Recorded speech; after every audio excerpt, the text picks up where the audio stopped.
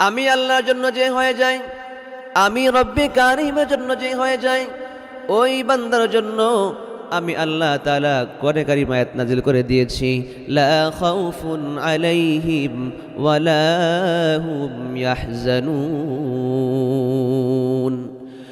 ওই বান্দার জন্য কোনো চিন্তা নাই, ওই বান্দার জন্য কোনো ভয় নাই।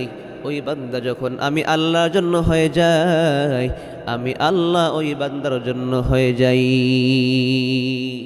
আল্লাহ আল্লাহ ক্যা মুবারক নাম হায়, আল্লাহ আল্লাহ আশিকু কা কাম হায়। আল্লাহ আল্লাহ ইজে শিরিনিস্ত নাম, শির সুকর্মী কুনদ জানম তমাম। আল্লাহ আল্লাহ মি কুনদ লাইলু নাহার, আল্লাহ আল্লাহ মি কুনদ সুবহ শামসু তমাম।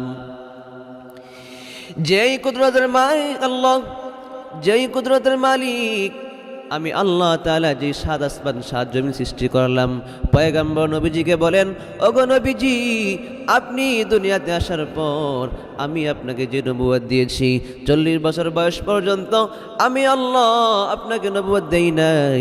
এই জন্য দেই নাই যাতে করে এই 40 বছর পর্যন্ত আপনি নবীজি ছোট থেকে নিয়ে বৃদ্ধ পর্যন্ত প্রত্যেকটা মানুষের কাছে আপনি নবীজি ভালোবাসা অর্জন করে নিবেন। বলেন সুবহানাল্লাহ।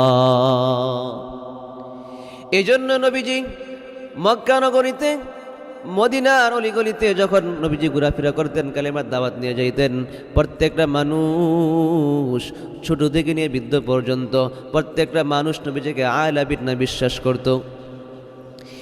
এই বিশ্বাসের নাম হচ্ছে আলামিন।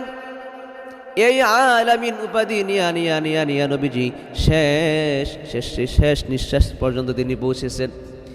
63 বছর জিন্দগিতে নবীজি, যার নামে কোনো কলঙ্ক নাই, যার নামের মধ্যে কোনো গুনাহ নাই, যার আমলের মধ্যে কোনো গুনাহ নাই, ওই পয়গম্বরকে এত পরিমাণ ভালোবাসতেন সাহাবায়ে কেরাম।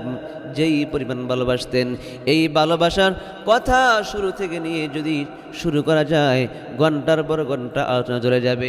তারপর পয়গম্বর মুহাম্মদের ভালোবাসা আর সাহাবাদের ভালোবাসা শেষ করা যাবে না। এজন্য আল্লাহ রাব্বুল আলামিন বলেন, ইয়া আইয়ুহাল্লাযীনা আমানু ইসতাঈনু বিস-সাবরি ওয়াস-সালাহ ইন্নাল্লাহা মা'আস-সাবিরিন।